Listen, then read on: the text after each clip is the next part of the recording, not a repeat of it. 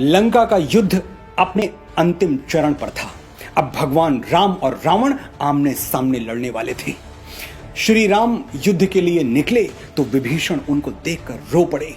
राम ने पूछा, क्या हुआ विभीषण, क्यों रो रहे हो? विभीषण बोले, आप जिससे लड़ने जा रहे हैं राघव, वो ब्रह्मांड का सबसे शक्तिशाली योद्धा है। सृष्टि के सबसे घातक हथियार हैं उसके पास। अनगिनत घोड़ों वाला रथ है जिस पर चढ़कर वो आपसे युद्ध लड़ेगा, और आप नंगे पांव हैं। रथ तो छोड़िए, एक अश्व भी नहीं है आपके पास। राम कैसे लड़ेंगे रावण से? राम मुस्कुराए और विभीषण से बोले, अभी तक वीरता का मौन व्रत देखा कहां है? अभी तक सत्य को संघर्षरत देखा कहां है? बहुत देखे हैं तुमने लकड़ी और लोहे के रथ, लेकिन विभीषण तुमने मर्यादा का रथ देखा कहां है?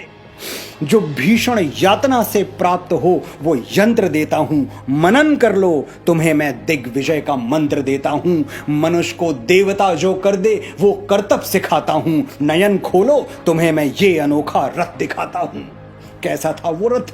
राम का रथ, मर्यादा का अदृश्य रथ। आप भी देखिए, पराक्रम, शौर्य, साहस और लगन इस रथ के पहिए चार। विवेक और बुद्धि के दो अश्व करते वेग का संचार। दया की रस्सियों में अश्व हैं बांधे हुए, रथ से हैं संयमशील चाबुक, ताकि रथ भटके नहीं पथ से। चढ़ो इस रथ पे सीना तान के और सर उठा के तुम। चढ़ो इस रथ पे मस्तक पर कई दिनकर उगा के तुम। चढ़ो इस रथ पे पावन कर्म का चंदन लगा के तुम। चढ़ो इस रथ पे अपने मन में रघुनंदन जगा के तुम। कहां दानव है फिर कोई कि भय से जो तुम्हें भर दे? कहां वो नर तुम्हारी भाग्य रेखा पर जो पग धर दे? चढ़ो इस रथ पे तुम एक बार भर हुंकार, फिर देखो कोई पैदा नहीं जग में पराजित जो तुम्हें कर दे।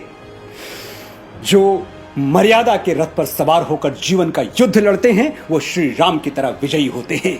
हमारे पास कुछ और हो ना हो, पराक्रम, शौर्य, साहस, लगन, विवेक, बुद्धि, दया, संयम और शील है तो हमें हराने वाला कोई पैदा नहीं हुआ।